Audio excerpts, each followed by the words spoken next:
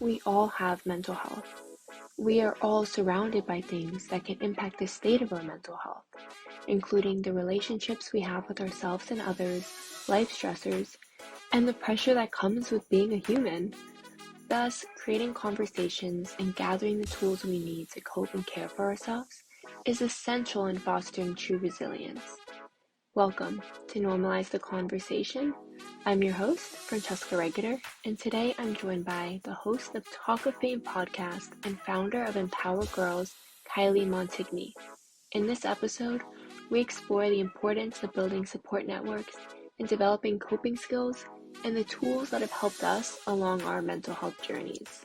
Kylie, thank you so much for joining me today. I am really excited for our conversation. But before we begin, I really just want to check in with you. How are you really? Yeah, thank you so much for having me. I'm super excited to chat with you today. It's been so long since we kind of did something like kind of like a Zoom face call, but personally, like with working, as we talked before we were recording, but working 2 jobs, doing an organization, doing a podcast, and doing another thing locally with like journalism, it's very overwhelming and time consuming, and it takes like a lot of time. It makes me so exhausted.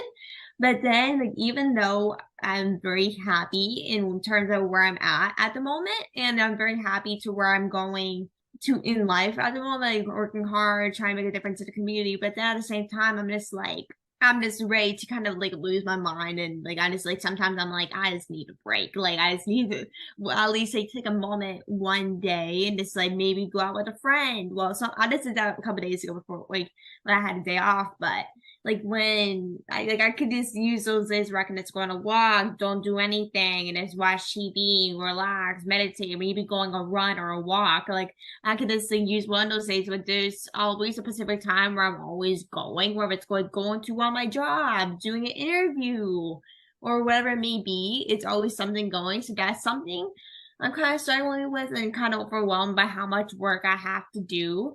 But at the same time, I'm just like, I'm happy like to grow and to build myself as a person. Even though I'm 16 years old, it's like it can be very overwhelming doing so many things at only 16. So it can be very overwhelming. But yeah, this like I would say just trying to like juggle a bunch of things, trying to like time manage is probably the best word, like between work and personal life and taking time for myself. But yeah, that's kind of where I'm at the moment. Now, I am 25, so I've got 9 years on you, and I'm still right where you are with that like stress of trying to manage and balance all these different roles. And it's a lot when you're so passionate about all of it, right? Like when you genuinely enjoy it and you love what you're doing, but at the same time, you're like, wow, I just have so much on my plate and I need a moment to breathe. I need to take a break. But I know for me, it's like part of me feels guilty if I take a break. Like I have so much more I need to do. And then part of me is like, you don't deserve a break, right? Or like you love what you do. Why do you want to take a break? So it's kind of like all these thoughts in my head that make it so difficult to give myself the break that I need and help me manage my time in a way that's great for my mental health and supports my mental health. And more stress is being added on. The stress of school is picking up because we have midterms and then finals. Yeah. It's a lot happening, and making time for my mental health to just take a break and get through is something I'm also really working on right now. Yeah, like I'm the same exact way because like when I do like a break, whether it's maybe going on TikTok or listening to music and just take a couple minutes and go off my computer or whatever I'm doing at the moment and just like maybe jam about listening to music, make food because I know that food's really important, or maybe go outside, hang out like with your dogs or animals. And I know like when I came home, I was like, I'm like the first thing I did is ran up to my dogs and be like, how you doing? But it's like when you have those moments where it's like, okay, well, I feel like I need a break. Like this is, I know I've been going nonstop for the last, let's just say, week, and I just need a break. Because like your body is the first thing to tell you whether you need a break or not. Like you don't need to listen to anyone else. Like you know you need a break once your body tells you, because your body is like your biggest, like, not competitor, but it's like your biggest opinion is probably the best word. So like when you take that break, whether it's like going on a walk or going out with friends or family for lunch, or this is doing something I love, whether it's like going to a sports game, going to a concert, or going to the beach or something, whatever like you're from. I know different like states and where you're from are very different, but when you take that break for how many hours or minutes, like it feels like very like overwhelming in thoughts. Like it's just like, why am I taking this break? Like I should be doing work right now and work on my dreams. Like I'm like, it just makes you self-doubt because you should be taking that time to really be doing your work and everything you need to get done. But at the same time, like you should really just like take the time over like 15 minutes and just maybe meditate or take time for yourself, even though like your self-doubt in your mind is just like kind of forcing you to do work, even though you just feel very exhausted and need a break at the same time. Yeah, and it's so difficult because it's like, where do I draw that line? Where is the line of how much work I should get done to take a break, and how long should my break be so I can still get all of my work and to-do list done? And I know for me, that's like the most stressful part of when I finally like agree, like, yeah, no, I need a break. My body is wearing out. Like my legs feel heavy. I don't want to stand. My head hurts, or I'm just falling asleep everywhere. Like recognizing, okay, I'm way past the point of needing a break. I need a break. But then it's like, how long of a break do I take? What does that break look like? And something that I've learned to do, and I don't want to say I learned to do it, it's more of my friends have stepped in and kind of forced me to do it, is like the break will be us going to do different errands that I need to do. So my best friend came over this morning and she came with me to go pick up my grandma's medication, to then helped me sit there and like install a lock and set up a humidifier. So it's like taking a break from work that I need to get done and spending time with my friend, but getting something else productive done. So kind of forcing me to blend the two, that social life and the responsibility, so I can get some sort of work done, yet some kind of happiness, because otherwise I will just keep going until I'm mummified and I'll isolate myself. I'm the same exact way. And like that's something like when you have that friend where it's like you want to have that social life with friend, but they also want to help you. It's like the best thing for you because like you also had that social like conversation with that person, but also you're getting work done at the same exact time, which is amazing. Exactly. And I love that I've been able to find like a support system that does that. And it breaks my heart to see how many people honestly don't have that. And it's really difficult because honestly, like my support system is everything to me. Me and you both. Like it's like if I like didn't have support like from my family or friends, like I wouldn't be doing this work at the moment or gotten this far like with my work because like I know I'm sure it's for you as well, but like having like support from friends and family and whoever follows you on social media, fans like who way out of the country may not know, may or may not know, like it does like boost your confidence to work harder into what you do. Like whether it's like seeing someone like getting an accomplishment or the or in this like when you see someone get that accomplishment, it just makes you want to work harder and to have like your family support to kind of give you in that moment where you're like, okay, I should do this to kind of grow myself as a person and also grow it for my work as well. But it's like you have a nonprofit or have a podcast or whatever you decide to do, it helps you kind of expand like your network a little bit.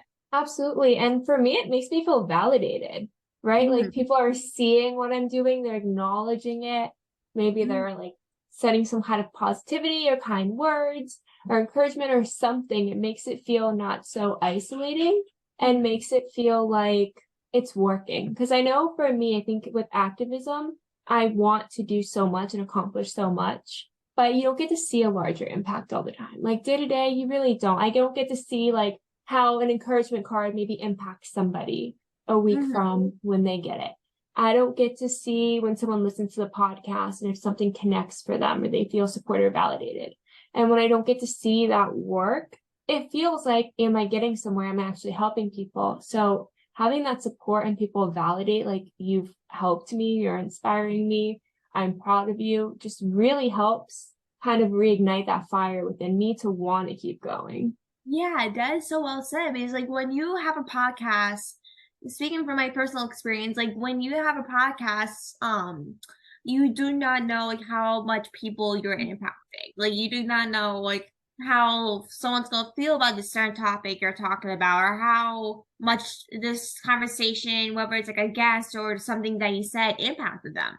And so, like, when you are out and about in your neighborhood, or you're on social media and you hear someone say like, oh, your work is amazing, like you're so inspiring, or when you see those like type of inspiring messages from people that you may or may not know, it just boosts your confidence to actually like keep going in your work, because like it just, if it's someone says that, it actually, your work becomes kind of more meaningful, not only in your life but in that person's life. Yeah, absolutely. And I think that we all just want to have like meaning and have purpose, right? We all want Mhm. to feel like we contribute something. So when we get to hear it from other people, it's just so reassuring. And not that we need reassurance from other people or validation from other people. Like, I get the whole validate yourself, like, you don't need to rely on other people. Absolutely. But at the same time, it does feel really good to know like other people see this and appreciate it, and I am making some kind of impact.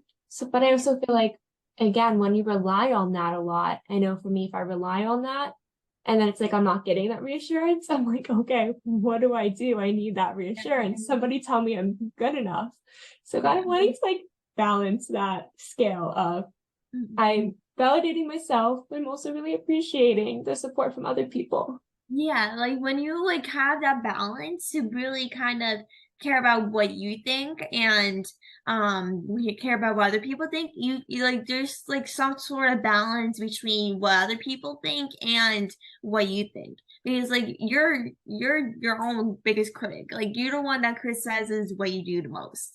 And so like when you balance between like what a person's saying and what you're saying to yourself, like you need to kind of figure out that balance between like what are you saying to yourself when you get this accomplishment, or where am I going into with this mindset, like how do I change this mindset. Absolutely, because what you say to yourself matters. Like it matters so much the way you talk to yourself. And I didn't realize that for a long time. Like I was way older than you when I realized, I think I was like 21, 22, where I was like, oh my goodness, if I could go back in time and just talk to like the high school version of me that was beating myself up every day, that was telling myself, oh, you're not smart enough, you're not good enough, you're not pretty enough, you're not athletic enough, just anything I could tell myself that I wasn't good at. That's what I was telling myself, to the point where I was having these breakdowns every day of high school, completely terrified all the time.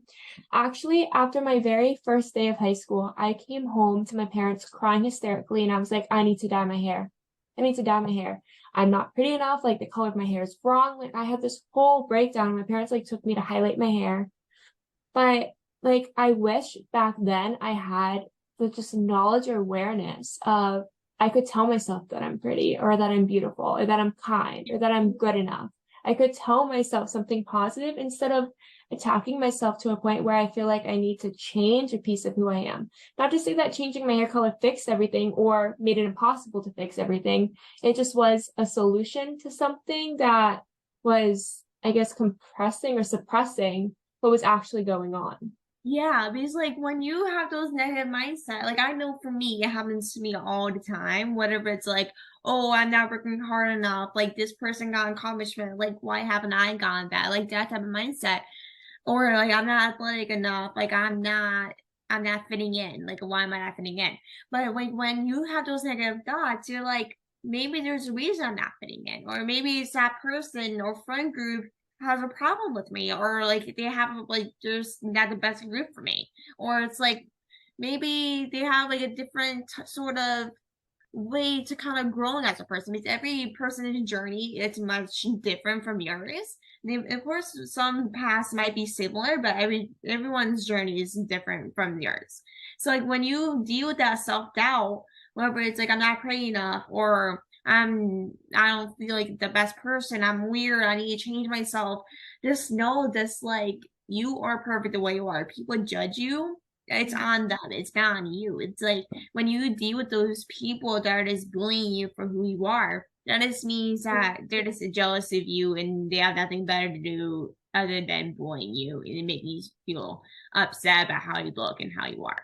Absolutely. And changing who you're around, if who you're around is telling you you're not good enough. I love that, because I think we kind of grow up with this idea that we need to be friends with everybody, right? And then as you get older, maybe your friends grow into different directions, like you said, and maybe they're not as nice anymore. It's okay to move past that friend group and move to a new friend group. It's okay to say, I don't like the way these people are making me feel. It's okay to set boundaries. I don't know why that's not talked about enough when you're younger. Like, Yeah. do you remember being like, or was this your experience, being in like, I want to say like early elementary school and having to invite every single person in the class to your birthday party, even the kids who were mean to you? And if you didn't, it was a problem. And if you didn't get invited, like it was a whole big deal. 100%, yeah. Yeah, and Like it felt, there's this sort of thing, like if you didn't get invited, there's always like a sort of problem in why you're not invited.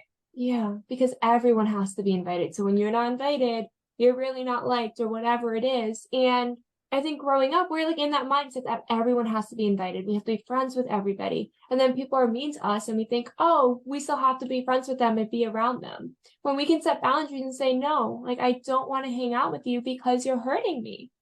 Or it really hurts me when you treat me like this and you say things to me like this. Would you mind not calling me those names? Like, just developing the language to tell someone how they're making you feel and set a boundary. And also like the language to just say no and understand that that's it. You can say no and don't have to justify it. Exactly. Like you don't need like to kind of explain like how you feel. Like, especially when you're telling maybe like your best friend, like I'm going through a rough time, like this person's making me feel like I can't say anything to people and like this kind of make me feel stopped out. And when in some I know not everyone, but maybe some people, whether it's like your best friend or someone you're telling your family member, that you're telling this to open up, it's like we have to be like trustworthy to kind of for someone to open up and trust to be able to trust. And when someone says that same thing, oh, this person treated me really bad, like I feel like a very self doubt in what I say to people, like that sort of thing. And then let's for example say like, oh, if you are not going to say anything, then I'm not going to say anything to you either. Or like just say like, why are you feeling like this? Like that, like what's the problem with you? But then if people are saying that to you and kind of making you upset and how you feel, like it's very hard to explain. Like it's like it takes a lot of courage to kind of say to someone how you feel. Especially if it's like a very close friend or your family. And like when you talk to someone about how you feel, whether you're going through so much anxiety, depression. I know for me, I grew up with anxiety and still have anxiety to this day.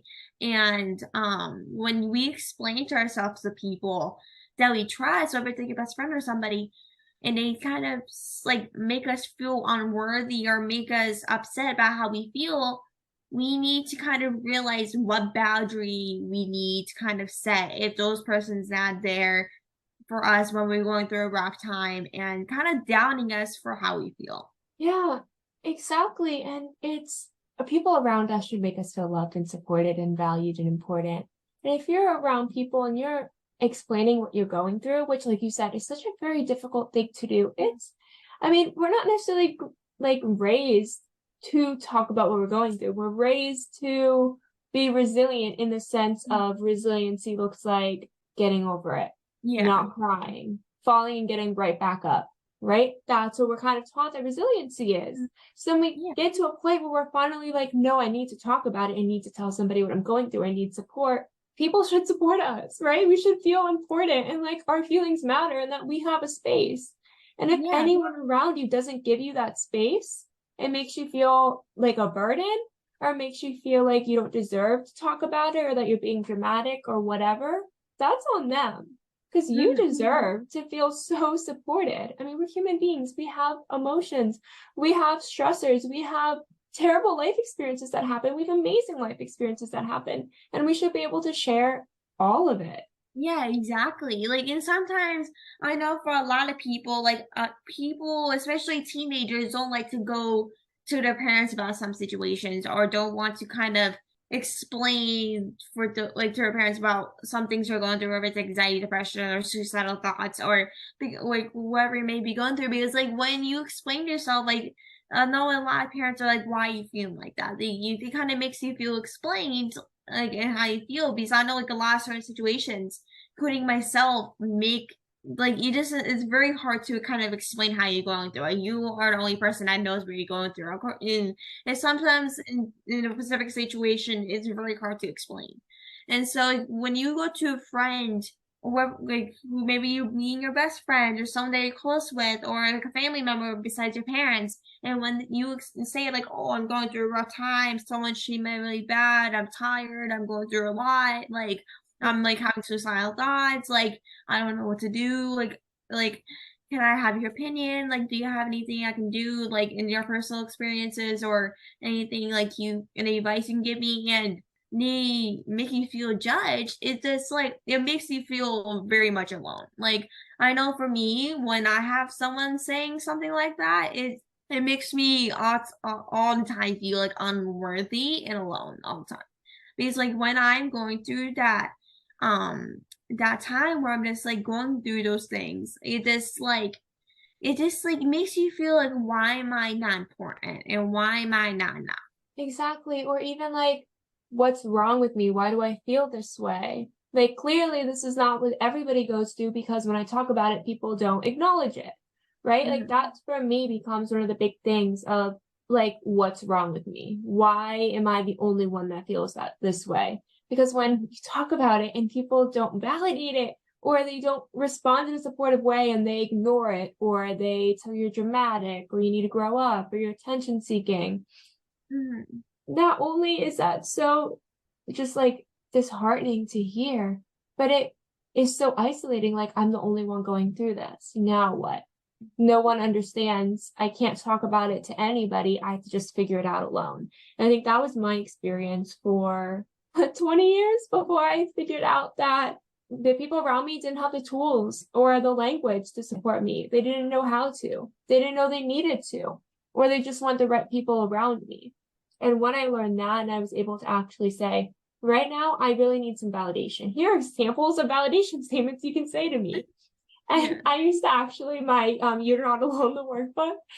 So that started out as like a guide to like get me through the first year post the psych ward. And the mental health conversation piece of that workbook is actually the pages I handed my parents. And I was like, read the script. Literally, like, these are the validation statements, these are the understanding statements, these are the supportive statements. Like, this is how I want you to respond to me. Because they just didn't know how to. And I think that we don't know how to, like, it's okay to not know what to say, but it's not Mhm. okay to just ignore it or invalidate it. Instead, look up resources, look up examples. What can I say to someone who's struggling? How can I support someone? Or even ask them, how can I support you? How can I be there for you? How can I make you feel loved and important right now? Because you do matter to me. So it's okay to not know what to say, but it's not okay to invalidate someone because you don't know what to say. Yes, exactly. That is so well said. And it's just, I wish there were more conversations like this. I wish that there were more conversations like this, especially in high school. I think for me, high school was the hardest bit of time because everything was changing, right? Like, your body's changing a lot, your hormones are changing, the importance of school is now changing because college is on the table and your career is on the table. There's just all these things happening. Relationships are happening in different ways now. There's different expectations. The clothes everyone's wearing is different. It's all about how you're expressing yourself. There's just so much happening at that time. And it's like, Mhm.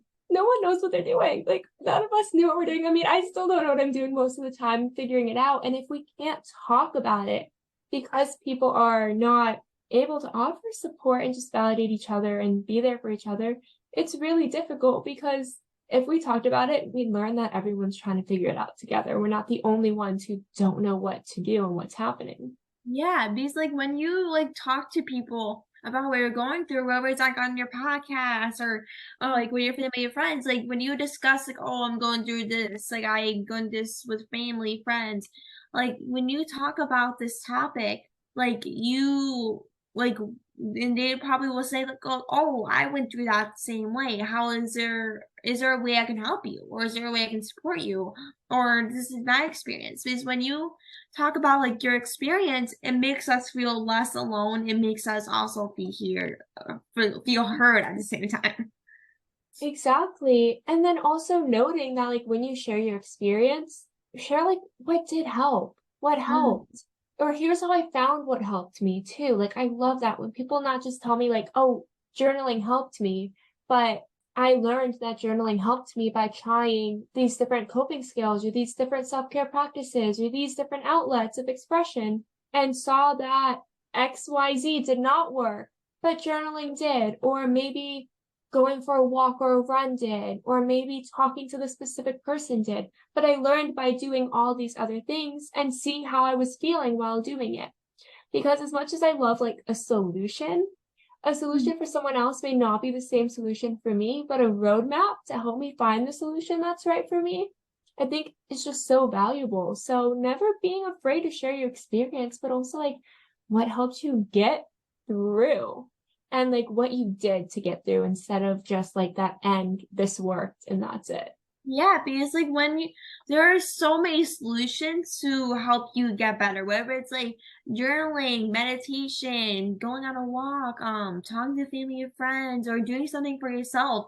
Because when you do those type of things, it will help boost your confidence. Like for me, the thing that will help me is going on a walk and also like listening to music when I'm like stressed out or going through a bunch of self-doubt and anxiety, because like when I'm like just in one of those moments where I'm just like I just want to punch a wall. Like this is honestly probably the worst day of my life. Like everyone treating me bad, my work is not going well as I thought. Like what am I gonna do? And like when we are in one of those moments where we're just like all feisty, like we're just angry with life, like we need to realize like, okay, I'm in those modes where anxiety is taking over my head and self-doubt's taking over my head. And what can I do? It's like one examples you can use, maybe like write down what you're feeling, saying like, oh, I feel self-conscious, or I feel angry, or I'm feeling energetic. Like as an example, because when you write down those feelings, it makes you realize like, well, how am I feeling? How am I feeling in this moment? Exactly. And how I'm feeling in this moment is not how I'm going to feel forever. And I think when you're writing it down, you're saying like, oh, earlier today I was feeling really enthusiastic and now I'm feeling depleted. What happened? You can kind of see what's happening through the day, track it and say like, oh, I'm depleted because I didn't make time to take a break. I didn't eat any food today. I just kept going. I didn't have any water. I didn't talk to anybody. I didn't do, or I had so much to do and I just felt really overwhelmed and I did so much and I'm just tired now. Like seeing what happened that made you feel this way, or opposite, like I was depleted and now I'm feeling energetic and enthusiastic. What did I do that made me feel that way? So by writing it down, I think it really helps you just understand where you are currently and maybe what's happened that's made that current feeling change from where it was earlier and where it's going to be later. Yeah, for sure. Because like when you reflect on what you were feeling, let's just say early this morning to where you are now at nighttime, like it helps you reflect like, oh, what made me this like angry, or what made me feel about the situation? Like how did my mood change from 7 a.m. to 5 p.m.? Like how did that change? It's like when you reflect on how you were feeling between different hours, it's like, oh, like my moods did change like in this couple of hours. Like, why is that? And like when you realize that, like, oh, this made me angry, and realizing how you feel, that is very important, because when you realize how you feel and how can I make a solution, it shows how much you're kind of growing and how much like you're willing to kind of change your attitude towards things. Yeah, absolutely. And knowing that you don't always have to have the language. Like you don't have to know the word for how you're feeling. I think for me, sometimes I'm like, I'm at a loss for words. So I might draw a picture or like do a number from 1 to 10 or identify a color or just something that gives me some understanding, draw a face, whatever it is, of how I'm feeling, because sometimes I don't have the words, or maybe I do have the words and I can't think of the scale of 1 to 10, but I know that right now I'm frustrated. So being able to understand there's different ways to express yourself at different times of the day. Maybe you do have one steady way. Maybe it's always a number scale. But if you can't think of the number, it's okay to think of a word or a color or something else. And I think a lot of people, I know for me, I'll say for me, I got stuck for a long time where I was like gonna do like one of those charts, where it was like the sad face to the happy face. Yeah. And I been like, okay, I don't like feel like I fall into any of these faces right now. And I just couldn't figure out where I fell into it. So learning that maybe sometimes that's the easiest way for me to figure it out. Maybe sometimes it's a word, maybe sometimes it's a color and what the colors mean to me. I know like some people might think of blue as joy. Some people might think of it as tired. Some might think of it as cold. Some might think of it as sad or sick or overwhelmed. So like figuring out what these different colors mean to you and the connections you make to different things around you and how that makes you feel. Because again, sometimes you might not have the word. I mean, adjectives sometimes can be really hard to think of when you're overwhelmed. Like when I'm overwhelmed, my brain does not do well with words. But maybe there's another way to express myself, and that's okay too. Because I know like when people are overwhelmed, like it's very hard to kind of feel like how like I'm just gonna change that. Like most of the people, like when they're overwhelmed, feel like they don't know how to express it, including myself. Like when I'm overwhelmed or exhausted and having a long day, like it's like you just don't know what to do. Like I'm tired, like I don't know what to do. Like what should I do myself? And then when you're like, I'm going to bed, but I feel like I should get things done at the same time, you're like, yourself is the most important tool. Even though you feel very tired and you're overwhelmed with so much work, your mental health is much more important than things you have to do. Of course, you can always take a nap, but then like when you take the nap or lay down, you can always wake up and do those things when you're done. Like there's always a solution to try to get things done and that are on your to-do list. But when you are overwhelmed, like you're just like, what should I do with myself? That I'm tired. Yeah, exactly. And I know for me, something that's really helped with that is having kind of like a standard list of things I can do when I feel overwhelmed. Because, like, again, you feel overwhelmed, it's so hard to know what to do. Like, we cannot emphasize that enough. It's okay to not know what to do when you're overwhelmed.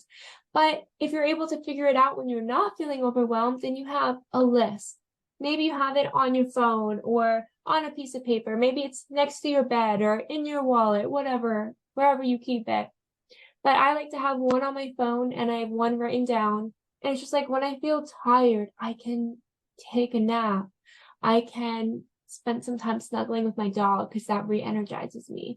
Or I can do some mindless work. I still need to get stuff done, but maybe I'm coloring encouragement cards instead of trying to edit a podcast. Right? Or when I'm feeling overwhelmed, I love to go for a walk or play tennis. I like to hit things. It helps release some of that overwhelmingness and frustration. When I'm feeling happy or when I'm feeling sad, I love to like dance it out. So maybe when I'm really happy, I just want to have a dance party to celebrate it. Or when I'm really sad, I just want to have a dance party to get that emotion out. So Taylor Swift works for all emotions, by the way. Yeah. Always.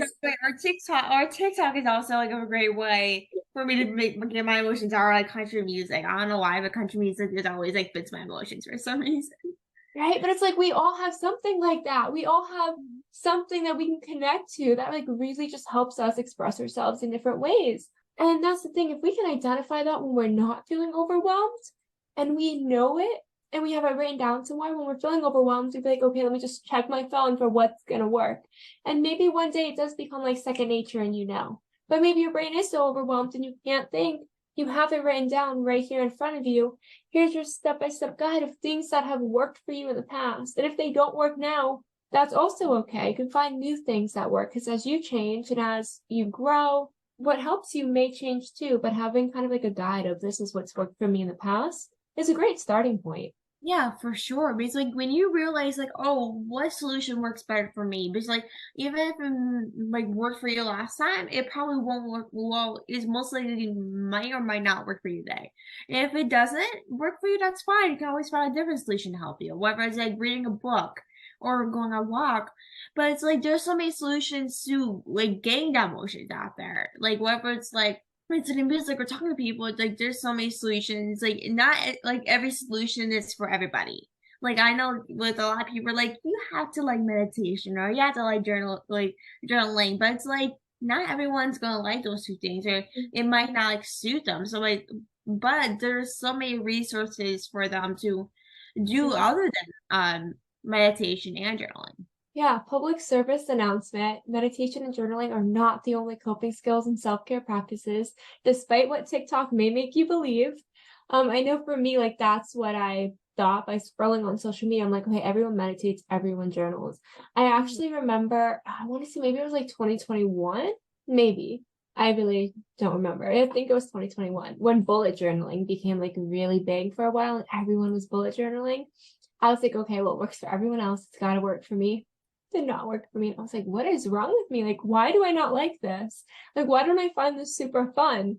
Why does this not make me feel better? And I think that just because it's a fad that other people are doing and it's working really great for them and it's really popular, doesn't mean it has to work for you. Doesn't mean it won't work for you, right? Like, give it a try.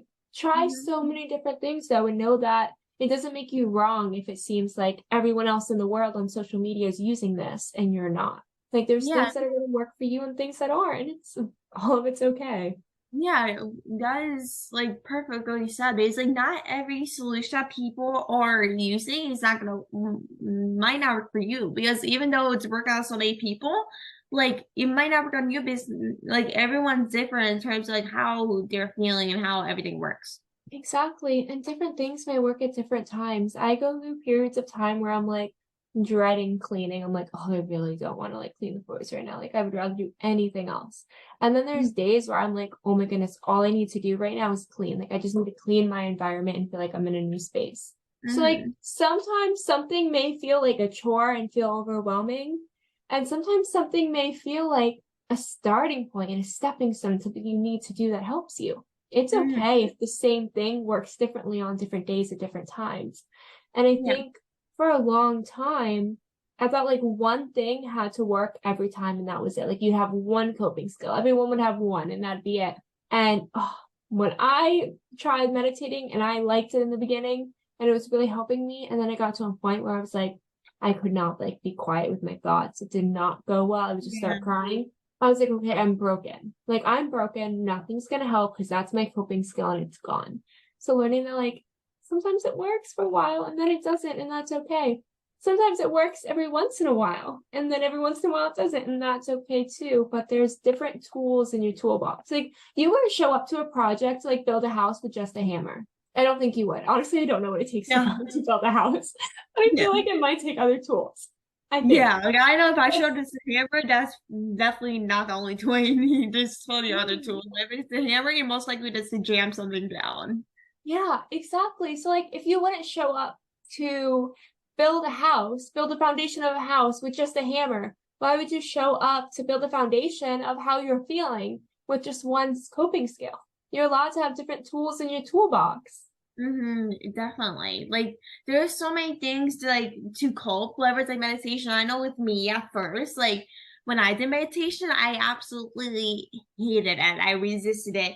And then when I did it, like it took me so long to try. It was like my thoughts were like I couldn't stop thinking. I couldn't stop like thinking about things that are going on. But as time went on, I'm like, okay, well, I think this is kind of getting my thing. But it's like every like sort of thing you might be doing, it takes time to kind of get used to this. Like your thoughts may take control, but as if you do it 5 more times or so, it will start winding down and it might help you more than like you expected when you first started. Yeah, and that brings me to like keep trying different things and don't be afraid to give something else another try. Like the first time you eat broccoli, for example, you might have been like, ew, this is green. Like, who wants a green food? I don't know. But then you like eat it again, you're like, oh wow, this is really good. Like, cooked differently, I really love broccoli. I don't know why I'm going with broccoli. I feel like it's because my grandma, I have to like cook it a certain way and she's like, she'll like it. Otherwise she's like, it's green. I'm not eating something green. We love children and my grandma. Yeah, I get that way sometimes. I'm like, I don't want to eat this. Like, just not my habit. I don't want to eat it. Right, but it's like you try it again in a different way and you're like, oh wow, that can be pretty good. Right? So it's like you can try something and it maybe it's not great the first time. You try it again, you're like, oh wow, that did work differently this time and I kind of like it. Or you might try it 2-3 times and be like, you know what? It's not for me, and that's okay. It's how I feel about mushrooms. It's not for me, and that's okay. But it's always worth, I think, giving something at least 2 tries. Because the first time you just may not know what you're doing and you're getting comfortable with it. It's something that's so new, and when it's out of your comfort zone, it's not always going to feel great. Like the first time, I don't know why I'm going through the first time of everything. Like the first time you jumped into a pool to go swimming, like you didn't automatically know how to swim. Like it took time. You had to try it again. The first time you, I don't know. the point of it is, it's like the first time you do something, it may not be perfect. You may not like it because you're outside of your comfort zone and it's scary. But you try again, it can make such a difference. Yeah, because like when you try, let's just say different foods, like you might not like it at that certain point, but then maybe a few months later you might end up liking it. Like because like even though you might not like it at the time, your taste buds might like it a few months later and you end up liking it and loving it. It might actually become your favorite food. So like when you are definitely doing those cravings, you're like, okay, well, things change. I'm older. Well, if it's a couple months later, you're not entirely that much older than you were a couple months ago. But like you're like at least trying something different and trying to taste it because you don't know if you will like it until you try it. Because like when you say you don't like it and you never tried it, like how will I know if I liked it if I never tried it? Exactly. And it's like, try it once, I didn't like it. Maybe I'll try it again. And you try it again, you're like, oh, definitely don't like it, not for me. Or like, it's actually not that bad. Let me give it another shot. Maybe if it was cooked a little differently, maybe if I approached it differently. I think all this to say, like, can you tell I didn't have lunch? I'm so hungry. I need food, like, ASAP. But like, that's where the like broccoli thing came from. It's like trying to get my grandma to eat broccoli and not eating it myself. So hungry. Yeah. Anyways, side note, for anyone listening, the food analogy because I need food. Like going back to coping skills, like it's okay if you try some of your self-care practices. It's okay if you try something once and you don't like it and you never want to try it again. Okay. But if you try and you're like, I'm not sure if it's for me, it's okay to try it again to find out if maybe, for example, journaling. There's so many different ways you can journal. It can be maybe you're making a list of good things that happen in a day or things you're grateful for or how you're feeling or there's a specific question. Like there's so many different ways you can go about it. And it's like that for many coping skills with art. Maybe it's drawing, sketching, painting, crafting something. There's just so many different ways you can approach something. So you find one way that maybe isn't for you, trying it a different way could also be a great way to see, hey, maybe this does work in a different way. Or you know what, definitely not for me, moving on to find something else. Yeah, because there's so many ways you can find something different. Because even though you might not like this specific coping skill, there are so many coping skills out there that might be work for you. This specific skill might not like you don't like, but who knows, like this coping skill that a lot of people are doing might actually help you and you might actually like. Exactly. Do you have a favorite coping skill? Like one of your like maybe top 3 coping skills that you've heard that's a go-to for you?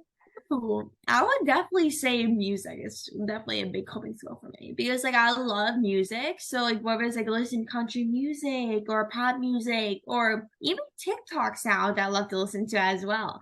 So like when I listen to music, it's always like when I'm having a rough day and need to upbeat. When I listen to at least I'll say 3 songs, my heart is like, okay, I'm done with that emotion. I feel fine. I'm just gonna go back to work. And also walking is a big thing for me as well. Like when I go out and I usually walk for about an hour.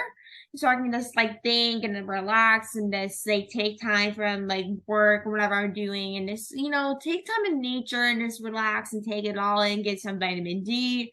And so like when we do those type of coping skills, it just helps like relax and get off our mind off things. Whether it's like listening to music, meditating, journaling, it definitely is a huge step to kind of relaxing and thinking about something else that you're going through.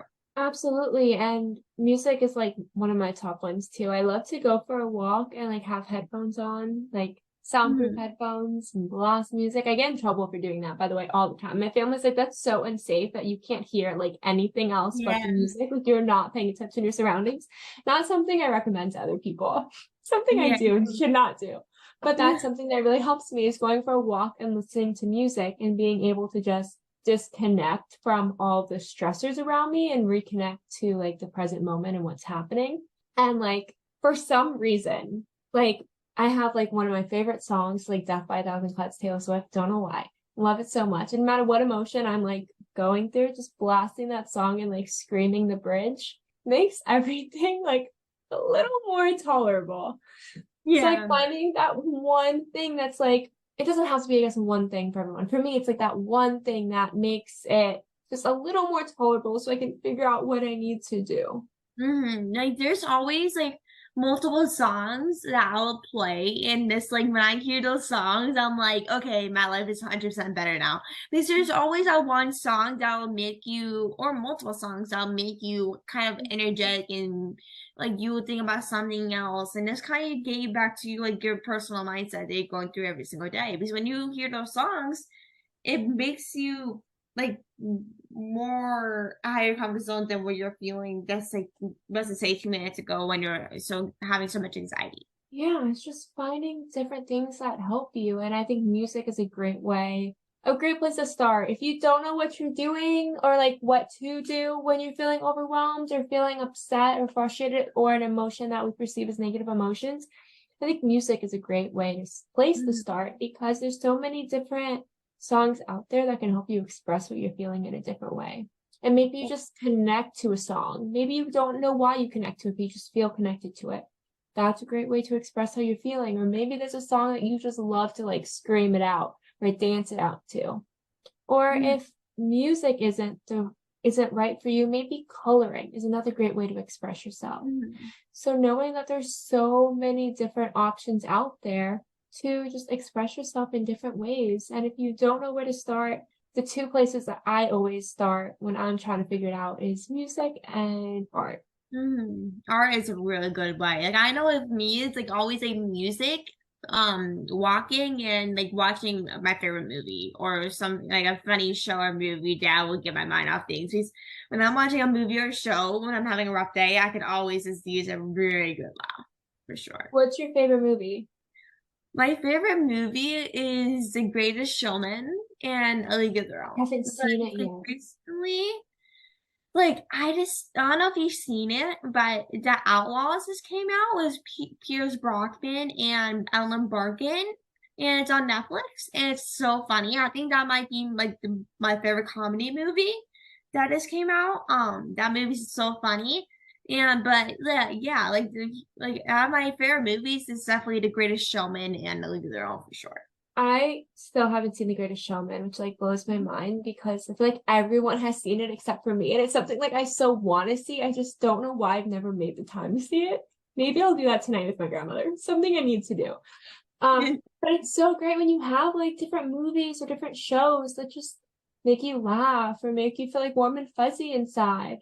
And they're just great things to have in your toolbox, great things to know, like, hey, I can recognize these are some songs that I really like. These are some movies I really like, some shows I really like, some different things I like to do, different places I like to go. And that's like the foundation of like a little coping toolbox so that when you're having those tough days and you don't know what to do, you have it all written down.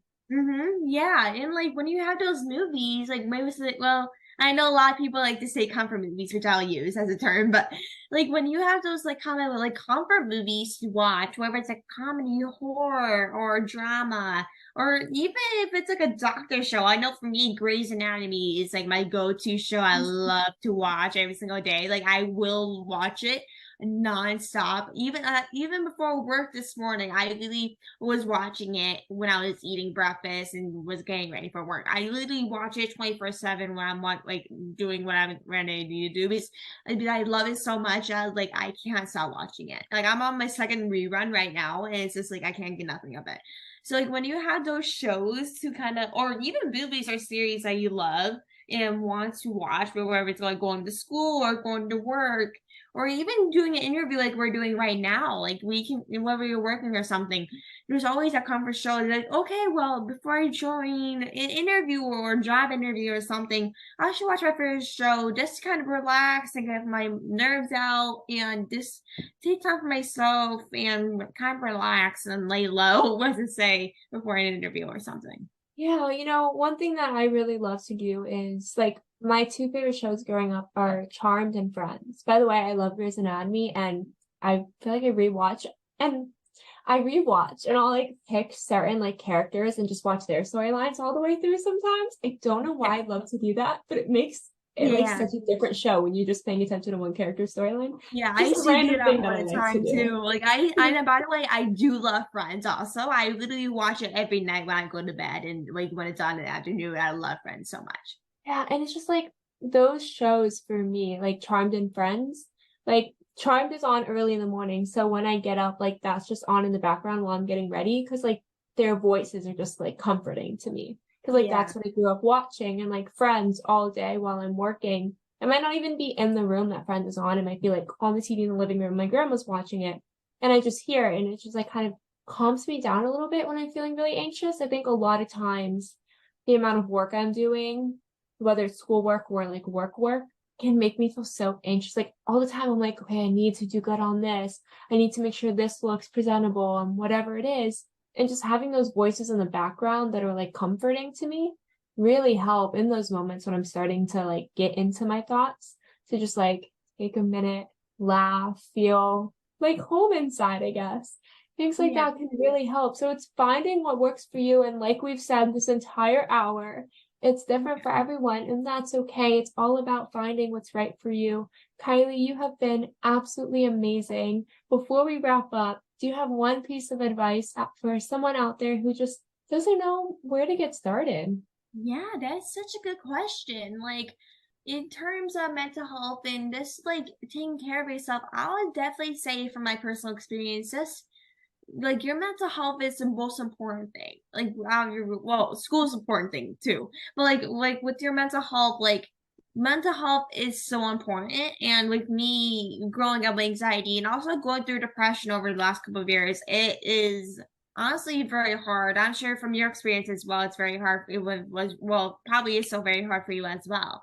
And it's like when you go through that mental health crisis, like you will think like, what am I going to do? Like, what is the best thing I could do? And like the best thing I'll probably recommend to you is really just talking about it to someone, whether it's like your parents, siblings, friends, grandparents, like whoever it may be. Because I know like what parents you just don't feel comfortable maybe talking to them about it.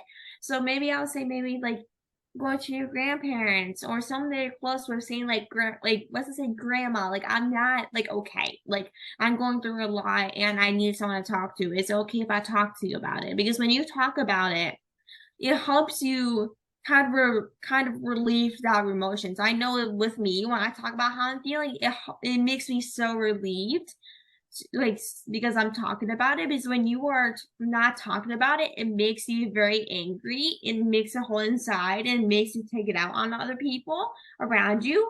So the best thing I can probably recommend to other people from personal experience and from friends and family stories is really just talk about it to your family and friends and see like what their opinions about it, to get help and to make yourself feel better. That is amazing advice. Talk about it. Don't be afraid to reach out for help. You deserve support, and you do not have to go through any of it alone. You are not alone in it. Reach out, talk to people, and it gets better. Just a reminder that it does get better and you deserve to feel better. So reach out. You deserve it.